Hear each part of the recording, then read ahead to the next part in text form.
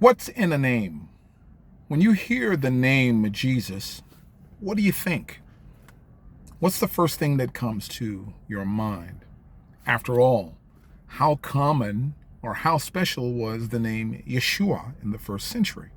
Well, if you're walking around in a crowded market and you yell out Yeshua, there's a good chance that a little less than half of the group around you are all going to turn their heads and stare at you in response because they hear your name. Yeshua, which many agree is a shortened form of Yehoshua or Joshua, was a very common first century name for any male.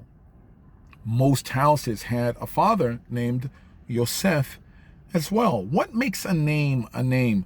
I want to talk to you today about a particular name that translators, for whatever reason, you try to figure it out, decided to hide from its readers. You'll find it in Latin manuscripts.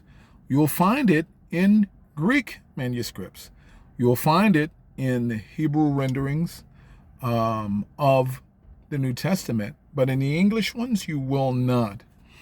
This person's thought process is that, in part, they do so for theological reasons, just like most will agree that most translations are translated with a theological axe to grind, whether it has to do with the nature of God, who Jesus is, and on and on and on.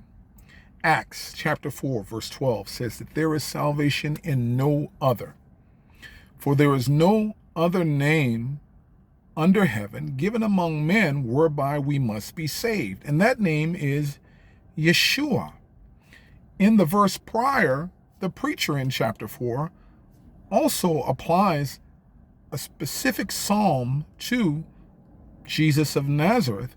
And he quotes the verse, Even ma'asuha bonim haita lerosh pinah. The stone that the builders rejected has now become the head of the corner. It's the thing that holds up the whole building. But again, what's in a name? What makes a name a name? There is a dastardly, was a dastardly, and a notorious Jesus of the first century. He was known in every back alley in Jerusalem and all over the country for his exploits. He was a zealot and he was an insurrectionist. But who was he and why is he hidden in your New Testament? While we think about that, flip over to John chapter 27. John chapter 27, and I'm going to pull the curtain back on this particular individual. But let's set the stage first. So listen to this and be ready to compare to today and the climate of today. So you have an occupying power who is oppressing the people, taxing them to death, and trying to destroy their culture. You have one of the titular heads or men of power from this occupying power. He's stepping out onto a porch to address a big crowd of people. And the big crowd of people are all bent out of shape and they're at each other's throat. And all of these people are religious people. Religious people. He steps out and he says to the people, this particular titular head of power, whose name was Pontius Pilate, and he says, you have a custom around this time of year among you people to release a person. Which person did they choose that day, having the same name, and did they choose wisely? Let's take a look.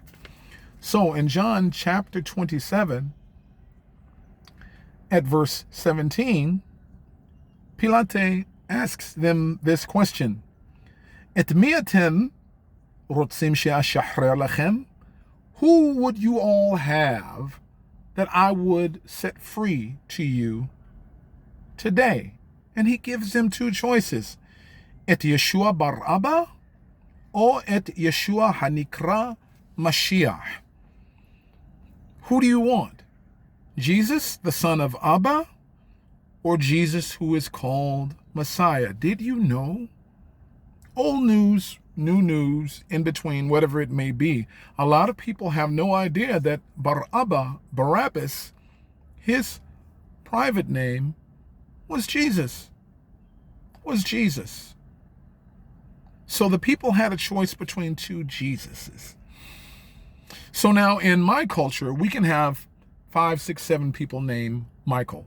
One might be called Mike, one might be called Mikey, and if one is the darkest of them all, he might just be called Black. You know what I'm talking about. So Yeshua, most will agree, is a shortened form of Yehoshua or Joshua. But it was a very common first century name. Think about the people who were seeking healing, and they're crying out, Yeshua ben David, rahim alai. Yeshua ben David, rahim aleinu. Jesus, son of David, have mercy on me. Had they just yelled out in the marketplace or in the crowded streets, Yeshua, rahim alai, again, maybe almost half of the crowd of men would turn around and look back at them. But he called them by his family name. Ben David, son of David, king of Israel. Okay? King of Israel, and by extension, the king of Israel who sits on the Judean throne is also the son of God. See the references and the scriptures related to not only David himself, but also to Solomon, who sat on the throne of Yud-He, Vav-He. So what is it about a name that makes it powerful? Well, it's only obvious. Think about the acts, the works of Yeshua, Jesus of Nazareth. Not the insurrectionists, Jesus bar Abba, who escaped certain execution because the people were dumb enough to choose the wrong Jesus, as it were. But think about the acts of my Yeshua, your Yeshua, for those who believe. He spoke only the words that his Father gave him to speak. His teachings were not his teachings. These are his words. A lot of people cringe when they hear it. But hey, write your own Bible if you have a problem with it. But he spoke only the words that his Father gave him to speak. And he was obedient to his Father right up to the point of the one thing that we're all afraid to let go of. Whoever you are, we like inhaling and exhaling. And life is one of those things that when it appears that it's going to be taken away, we tend to recoil. Ask Peter, warming his hands over the fire when they said, hey, you speak like a Galilean. You have a hillbilly accent in your Aramaic. You're definitely one of his disciples. No, I don't know that dude. Jesus was obedient to the point of execution on a stake. And because of this, that same Bible says that he was given the name above all names. And when he left this earth, all power in heaven and earth has been given to me. A name is, in and of itself, is just a handle. But what's done by the individual, not just a fuzzy feeling and warm faith, okay? The words of Yeshua himself, let your light so shine before men that they may see what? Your fuzzy feeling and your goosebumps? No, that they may see your good works and glorify your Father who is in heaven. We are his workmanship, created unto good works that we should walk in them. Lalechet, to walk in them. It's a lifestyle. It's a way that we live. If we run the race, to borrow a famous phrase, and we do so well, then we are known and we have a particular gravitas that goes along with our name. We have a particular punch and a particular authority that goes along with our name. So I hope you're seeing where I'm coming from.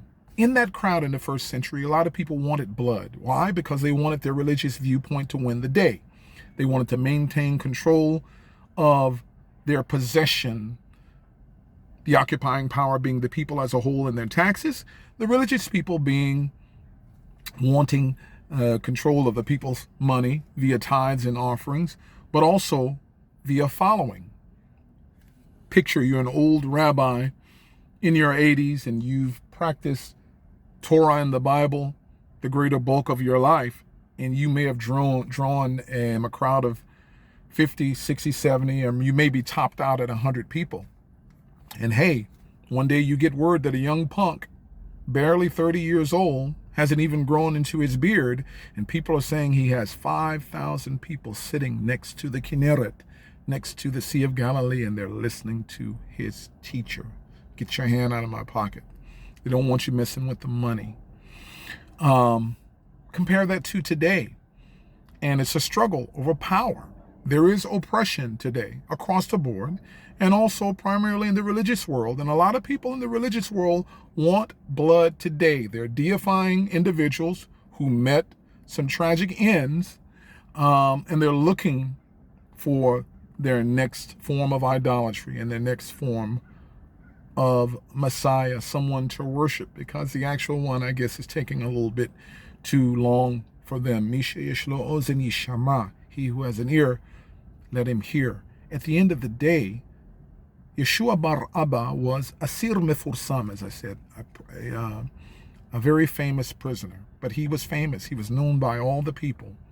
And that fame, mixed with hate, allowed him to be chosen, while the Lamb of God was given as a sacrifice for you and for me and for our transgressions as a whole.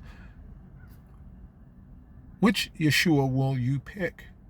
Or which Yeshua have you chosen subconsciously, and you're not realizing that you may have chose the wrong one? Just think about the words that I quoted from him, which are widely disregarded by those among dispensationalistic beliefs. Not all, but a lot of people believe in the dispensation of law that Jesus lived in, according to them. And after he died, that period came to an end. So they throw away the teachings of Jesus as a whole, and they will tell you, when you quote Jesus, they'll say, but Paul says. That's a problem. If I make you uncomfortable, that's good. Maybe it'll make you think. Maybe it'll make you think. It's not just about belief, again, but it's about what we do as a byproduct of our faith. Tangible, visible fruit that the world can see, but more important than that the world can just see, that the Messiah himself can see. So when harvest time does come and he approaches your tree, will there be fruit or will there not be fruit? He who has an ear, let him hear. Don't choose the famous one. Choose the lowly Son of David. Choose him. Choose the right Yeshua. Take care.